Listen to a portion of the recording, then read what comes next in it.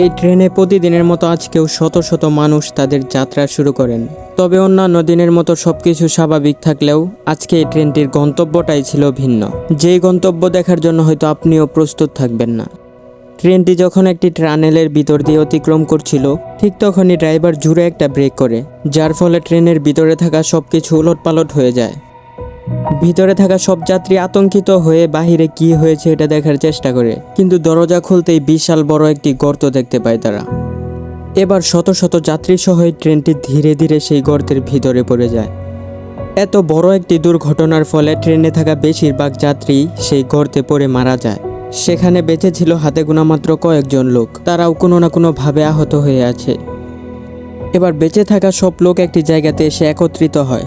তারা ভাবতে থাকে এটা কি হলো তাদের সাথে। তবে সবার মনে একটাই প্রশ্ন ছিল এই জায়গাটিকে ঘিরে। তাদের মধ্যে একজন উপরে লাইট ধরতেই দেখতে পেল হাজার হাজার সেন্টিপিড তাদের দিকে আসতেছে। সেন্টিপিড অর্থাৎ আমরা যেটাকে বাংলায় সাপচেল্লা বলে থাকি।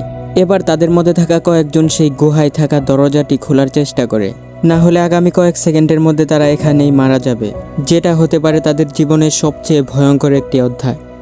অনেক কষ্টের পর সেই দরজা খুলে ভিতরে ঢুকে যায় তারা, কিন্তু ভিতরে ঢোকার পর সবাই হতবাক হয়ে যায়, কারণ তারা কোনো গুহায় পড়েনি, বরঞ্চ এটাকে এক প্রকার নরক বলা যেতে পারে।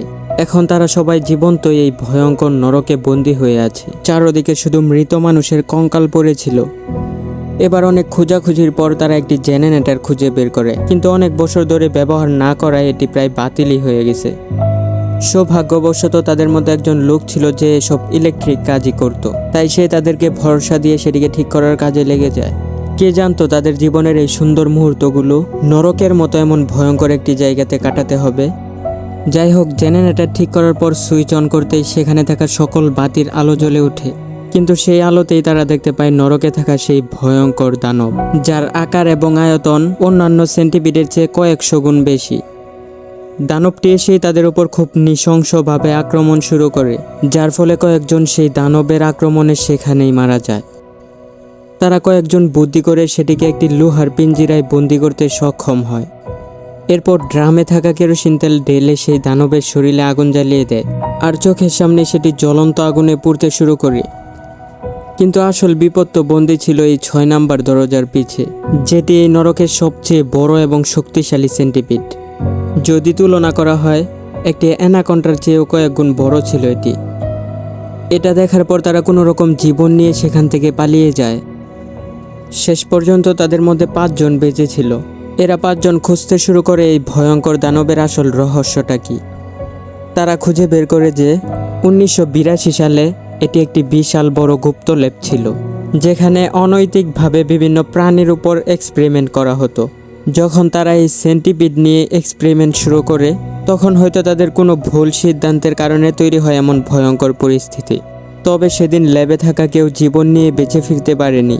তাদের তৈরি সেন্টিপিড তাদেরই জীবন শেষ করে দিয়েছে। আর তারপর থেকে এটি ধীরে ধীরে একটি ভয়ঙ্কর নরকে পরিণত হয়েছে। এবার তারা 5 জন মিলে সিদ্ধান্ত নিল তারা লড়াই করবে সেই ভয়ঙ্কর সেন্টিপিডের সাথে। তাদের কাছে আর কোনো উপায় ছিল না, যদি বেঁচে থাকতে হয় তাহলে লড়াই করতে হবে সেই দানবের সাথে। তারা প্ল্যান করেছে হাই পাওয়ারের ইলেকট্রিক শট দিয়ে মারবে তাকে। এরপর প্ল্যান অনুযায়ী যে যার পজিশনে চলে যায়, আর ডাকা হয় সেই ভয়ঙ্কর দানবকে। দানবটি যখন তাদেরকে দেখে আক্রমণ করার জন্য আসে, তারা দুজন ট্রেনের ডাব্বার ভিতর সেটিকে আটক করে ফেলে।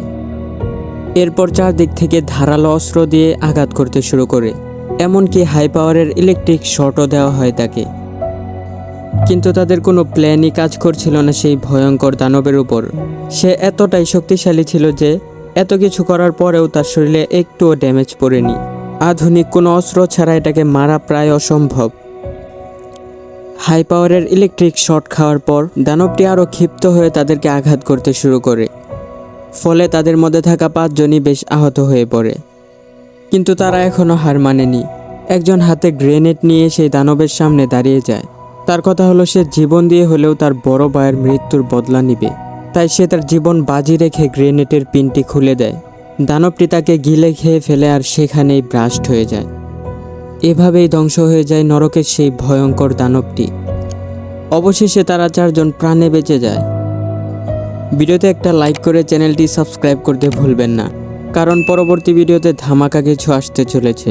আর কমেন্ট বক্সে আপনাদের মূল্যবান মতামতগুলি অবশ্যই জানিয়ে দিবেন। কথা হচ্ছে পরবর্তী ভিডিওতে। টাটা।